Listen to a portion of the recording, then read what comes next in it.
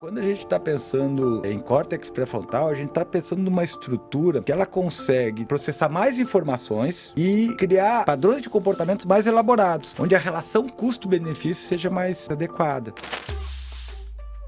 O cérebro, meio que te impede de ser feliz pra que tu esteja buscando o quê? Assim, qual é o objetivo biológico do cérebro, não te deixar ser A feliz? vida. Mas por quê? O que biologicamente a gente quer, assim? Qual Cara, é o propósito? Então vamos primeiro entender qual é o propósito do cérebro, ou pelo menos vamos entender um pouquinho qual é o propósito do córtex pré-frontal, porque a gente não está falando, nesse caso a gente não está falando de cérebro, a gente está falando de cérebro humano, certo? E o que o cérebro humano tem de diferente dos outros cérebros, cara? Um córtex pré-frontal extremamente desenvolvido, que eu costumo dizer que é uma camada de processamento adicional, certo? Então, de certa maneira, quando a gente está pensando em córtex pré-frontal, a gente está pensando numa estrutura que ela consegue processar mais informações e criar padrões de comportamentos mais elaborados, onde a relação custo-benefício seja mais adequada, né? Então, de certa maneira, cara, o córtex pré-frontal, ele é um sistema adicional de processamento que vai fazer com que a gente consiga cruzar mais informações e buscar soluções mais diversas e implementar essas soluções. Eu vou dar um exemplo. Meus alunos que estiverem me assistindo, me perdoem, eles já ouviram esse exemplo algumas vezes, mas eu gosto de contar muito uma história a respeito disso. Imagina a seguinte situação, velho. Imagina que você está caminhando numa rua e você encontrou um pitbull solto, certo? A primeira coisa que você tem é aquela gelada. O que é aquela gelada? A informação visual entrou pelo teu olho, ativou os teus receptores visuais, mandou essa informação pelo nervo óptico, ela passou pelo quiasma óptico, seguiu para o trato óptico, até chegar numa região que a gente chama tálamo, especificamente numa região que a gente chama de núcleo geniculado lateral do tálamo. Daí ele vai seguir dois caminhos. Um que ele vai para o sulco calcarino, né, que é a área visual primária, que é no lóbulo occipital, e outro que ele vai para uma região do córtex temporal que a gente chama de amígdala, né? Já conhece bem a amígdala, já estão íntimos da amígdala. Esse caminho para a amígdala é mais rápido. A amígdala dá uma olhadinha naquilo e dá o valor para aquilo. É perigoso ou não é perigoso, certo? Dependendo desse valor, essa informação vai sair por uma via que a gente chama de via amídulo-fugal e estria terminalis. E ele vai para duas regiões, uma para o córtex pré-frontal e outra para o hipotálamo. Para o córtex pré-frontal, ele vai dizer o seguinte: se a informação for uma informação ameaçadora, ele vai dizer, cara, você gasta muita energia, fica quietinho aí que eu vou resolver a situação. E para o hipotálamo, ele fala o seguinte, cara, modifica o nosso regime de energia, porque a gente vai precisar de energia ou para lutar ou para fugir, certo? E daí o hipotálamo vai acionar um eixo que a gente chama de hipotálamo adeno-hipofisário, onde ele vai liberar hormônios que vão fazer com que a nossa dinâmica energética mude. Essa mudança na dinâmica energética vai impactar alguns sistemas, vai impactar o nosso sistema digestivo, que é altamente caro em termos metabólicos para o nosso organismo, vai impactar o sistema nervoso, que nem eu falei para vocês, né? Vai diminuir a atividade de determinadas regiões do sistema nervoso e vai impactar o sistema imunológico também, certo? Isso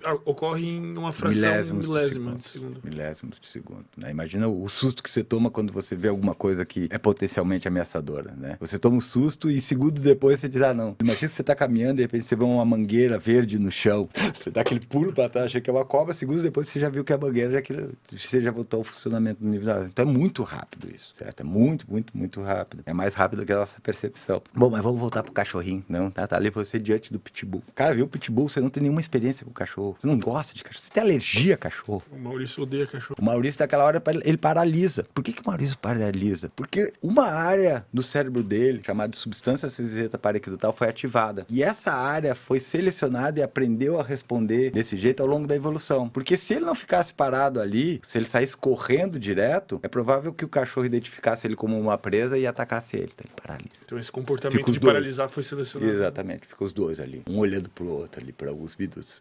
Quem já teve algum problema com o cachorro da rua já sabe bem como é que é isso. Então, o que acontece? Nesse momento, o cérebro tá dizendo que é para me lutar ou fugir. Tá me preparando para lutar ou fugir. Ao mesmo tempo ele tá vendo rota de fuga, tá vendo se tem pedra, pau, alguma coisa do chão, ele tá buscando recursos para lidar com aquela situação, certo? Mas de uma forma ainda muito relacionada às modificações do meio ambiente externo, aos parâmetros do meio ambiente externo. Agora vamos pensar numa situação onde esteja uma outra pessoa que gosta de cachorro, é um adestrador, tem experiência com cachorro. Será que ele ia ter a mesma ativação? Talvez em alguns milésimos de segundo ele tomasse aquele susto, mas imediatamente o córtex pré-frontal ia dominar a situação. Por quê? Porque ele tem um conjunto de experiências que já vai dizer assim pra mim, não, calma, deixa que eu resolvo isso. Então, como ele é adestrador, em vez de ele ficar paralisado, pensando pra onde ele vai lutar ou fugir, ele vai usar uma série de conhecimentos episódicos que fizeram com que ele possa tomar uma decisão que não envolva nem lutar, nem fugir. Então ele se acalma, olha pro cachorro, olha pros sinais do cachorro, tenta alguma aproximação com aquele cachorro, tem uma postura de mais dominante. Então Pensar algo racional pra solucionar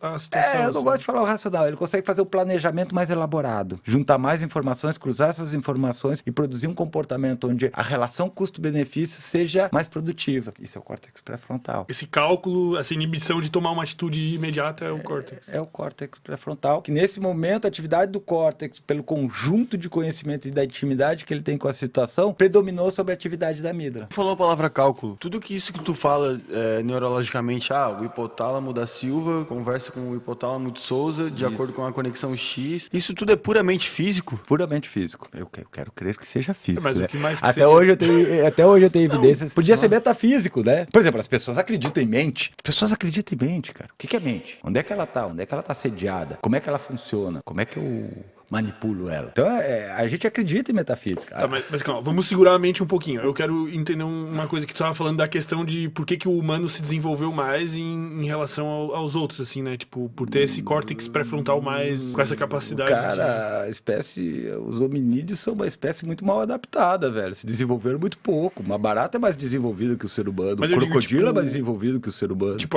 essa nossa capacidade de ter construído tudo que o ser humano construiu se deve muito ao córtex pré-frontal ser mais desenvolvido, ou não? Eu diria que sim, em certos aspectos, sim, certo? Mas o fato de a gente ter construído tudo isso não é parâmetro pra gente afirmar que a gente está mais desenvolvido do que outras espécies. Porque eu entendo desenvolvimento como aptidão. E aptidão, pra mim, ela está relacionada à nossa capacidade de se adaptar ao ambiente. A espécie humana é muito recente, certo? Ela é muito recente e a maior parte dos hominídeos já se extinguiu. A nossa ainda prevalece, mas a gente não sabe por quanto tempo, certo? Então, se a gente avaliar em termos evolutivos e em períodos geológicos, a gente não necessariamente é bem adaptado e não necessariamente a gente tem o design evolutivo ideal, né? A gente não está no topo da evolução.